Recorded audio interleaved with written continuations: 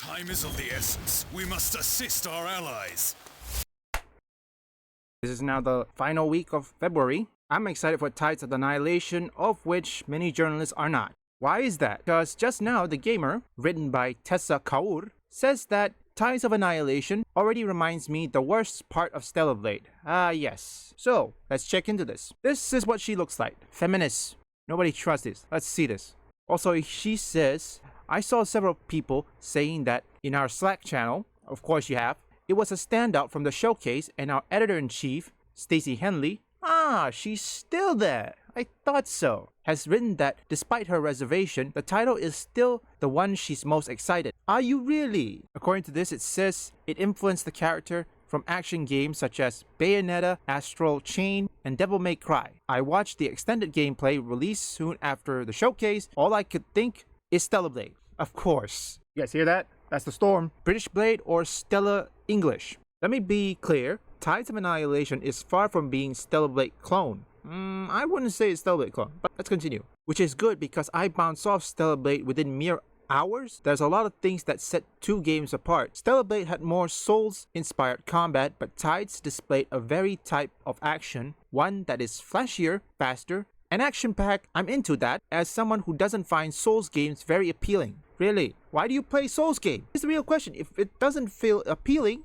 why do you play it? Play something else. People like this kept saying if you don't like it, don't buy it. Why don't you do the same? The traversal also feels more interesting, at least marginally. Stellar Blade was pretty well received, but fans did highlight some flaws, including platforming. Okay, platforming, that is true. One platform is not enough. Censorship got through, which made me want to tear my hair out of boredom. I got the sense the Tides of Annihilation will have similar platforming elements. I don't know about that. We'll just have to wait and see. The new title's setting immediately reminded me of Stellar Blade's opening level, with its damaged urban city filled with strange creatures and environmental quirks put in specifically to enable the most basic and boring kind of platforming. Yes. Skill issue, folks. Skill issue.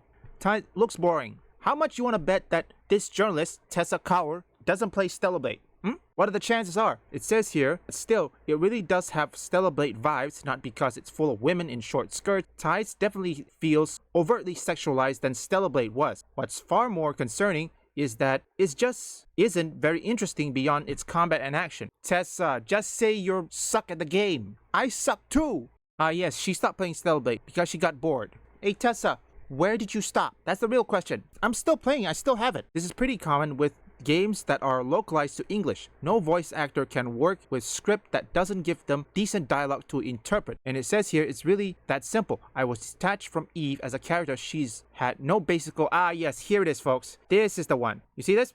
I'm probably certain they will give the same score as Stellar Blade, Tides of Annihilation. Now, let's compare this to Split Fiction. Remember, Split Fiction, yes, it may look like it's good, but you don't know that there's a tag called LGBTQ, of which Dragon Age Velgard has it, and both games feature female lead. However, you have to understand one thing. In Split Fiction, it's the publisher, EA.